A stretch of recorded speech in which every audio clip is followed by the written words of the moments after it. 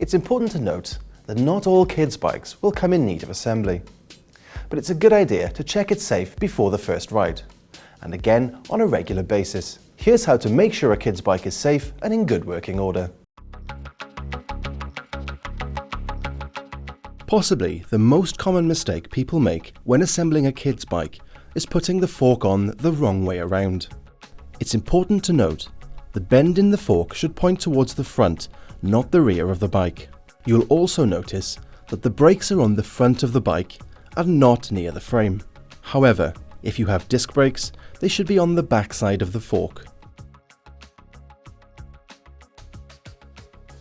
If it's a new bike, remove all the packaging from the bike, taking care not to scratch the paint. It's worth noting that different shops will dispatch bikes in different states. Often, you will only need to adjust the handlebars and fit the wheels and accessories. If this involves tightening bolts, then be careful not to over-tighten them. It's better to use a moderate amount of force and then make a habit of regularly checking that the bolt hasn't loosened over time. It's always a good idea to inspect the bike when new and at frequent intervals. Along the way, we'll also talk you through the process of assembly, so bear with us if that doesn't apply to you.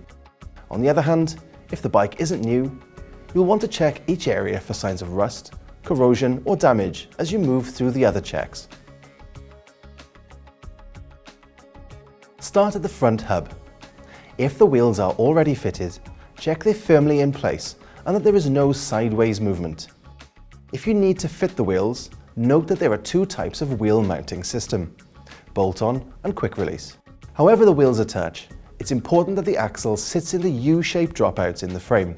If you're fitting a rear wheel, make sure the chain goes around the cogs, or cassette as it's known, before the wheel is fitted. Bolt-on wheels usually need to be tightened with a pair of spanners. Quick release bolts are tightened without tools.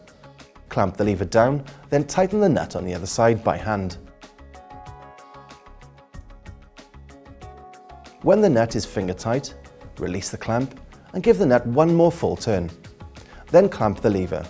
The wheel should be securely seated in the frame.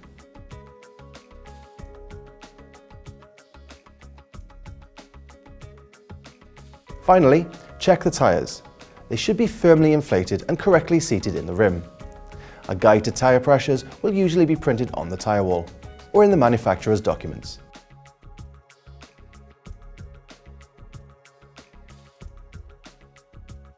It's quite common for the bike to arrive with the bars removed or turned, so you'll need to fit or adjust the stem, of which there are two types, quill and A headset. A quill or threaded headset is simpler and will need to be fitted into the head tube of the bike and tightened with the bolt at the top. A headsets have a top cap and clamping bolts. It's vital that you tighten the top cap bolt first, then tighten the clamp mounting bolts with equally distributed pressure. Both types of stem will need to be aligned with the front wheel by eye, and you should ensure that the handlebars turn freely before riding.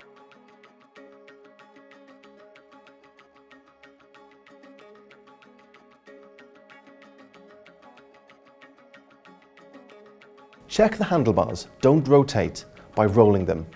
The grip should also be firmly fitted and not move when you pull on them. The brakes are possibly the most important part of the bike. Ensure they're fully functional by putting the bike on the floor and squeezing the levers in turn, pushing the bike against the relevant wheel. If in doubt, it might be worth a trip to the local bike shop. Check any frame accessories, which should be securely bolted on, and cables should be secured to the bike's frame.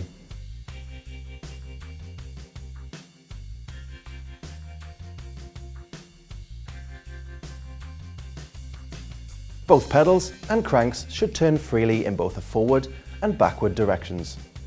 It's quite common that you'll need to fit pedals, which can be wound in by hand and finished off with a tool, usually a spanner or hex key. It's important to note that pedals need to tighten as they're pedaled, so the left-hand pedal will have a reverse thread. The pedals will usually be marked with R and L, so remember to check this before attempting to fit them.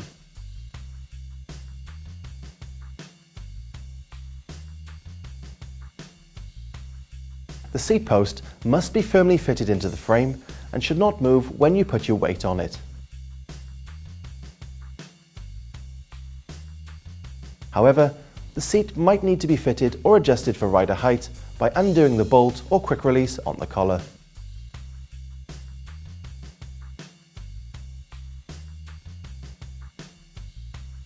As with the front tyre, check the rear is properly seated and inflated.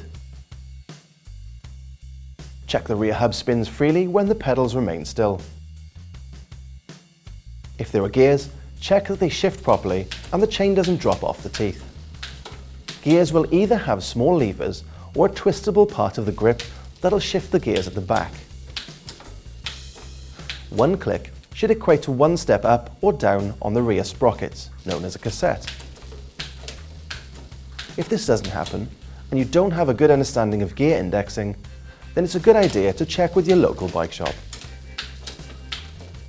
The bike should now be ready to ride, but if you're in any doubt, make sure you take it along to the experts in your local bike shop. Don't forget to subscribe and check out the rest of the channel.